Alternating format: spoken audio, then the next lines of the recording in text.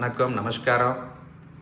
I am Mohanraj, 2007 IAS, Karnataka cadre. At present working as Secretary Housing Department in Karnataka government at Bangalore. So Ganesh IAS உடைய 25th year silver ஜூப்ளிக்கு ஒரு வாழ்த்து சொல்ல கேட்டிருக்காரு. But நான் வாழ்த்து சொல்கிறத விட நினைவு கூற விரும்புகிறேன். ஏன்னா நானும் கணேஷும் very close friends, family friends. We prepared together, we wrote the exam together, and we shared common dreams, we shared experiences. So shared journey and shared experiences and shared dreams create a real deep friendship. So என்னோடையதும் கணேஷுதும் அது மாதிரி தான். Ganesh want to become an IFS officer. He is very much interested in foreign service. So even though he could not able to clear the UPSC exam in the final stages, he has all the capacity, he has all the characters to become an IFS officer or an IAS officer. அவர் IAS எக்ஸாமில்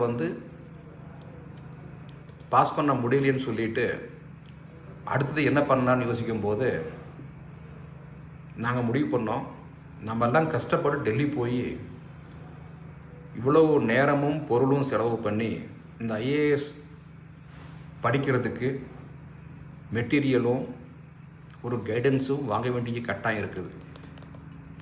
இனி வரக்கூடிய இங்கே இந்த கஷ்டத்தை அனுபவிக்கக்கூடாதுன்னு சொல்லிட்டு why can't we give the same coaching, same guidance in Chennai itself ன்னு சொல்லிட்டு அவர் ஒரு முடிவு பண்ணார்.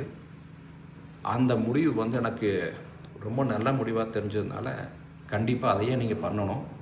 நீங்கள் ஆல்ரெடி IAS டீச் பண்ணுறதுனால இதை விட ஒரு சிறந்த பணி இருக்க முடியாதுன்னு கூட நான் அவருக்கு என்னுடைய ஆலோசனையும் ஊக்குவிப்பும் கொடுத்தேன். அவர் 2001 இந்த அகாடமி ஆரம்பிக்கும்போது எடுத்த முடிவுகள்லையும் அந்த இடம் பார்க்குறதுக்கு, அந்த பில்டிங்கை முடிவு பண்ணுறது, ஒவ்வொரு முடிவுகளையும் நான் கூட பயணித்தேன். ஸோ அதனால் அவருடைய இன்ஸ்டியூட் கோல்டன் ஜூப்ளி பண்ணுதுன்னு சொல்கிறத விட என்னோட இன்ஸ்டியூட் பண்ணுற மாதிரி தான் நான் ஃபீல் பண்ணுறேன். ஸோ இந்த 25 இயர்ஸில் Ganesh has produced thousands of students to clear their exam, and thousands of students are working in India from Kashmir to Kanyakumari either as IAS or IPS or IRS officers. This is a great achievement. எனக்கு ஒன்று ஞாபகம் வருது,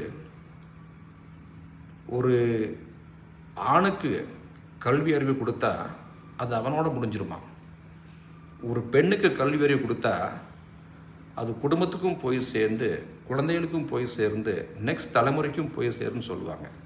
அதே மாதிரி தான் கணேஷ் அவர் மாத்திரம் IAS படிச்சிருந்தா கூட இவ்வளவு தூரம் ஒரு சேவை பண்ணியிருக்க முடியாது. ஆனால் அவர் படித்த IAS உடைய அந்த நாலேஜு, அந்த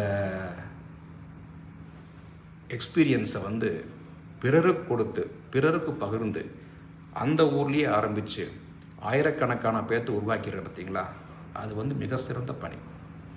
ஸோ அவருடைய பணி இன்னும் பல வருடங்கள் தொடரணும்னு வாழ்த்தி, he is in just mid of the journey, so he has a long way to go, and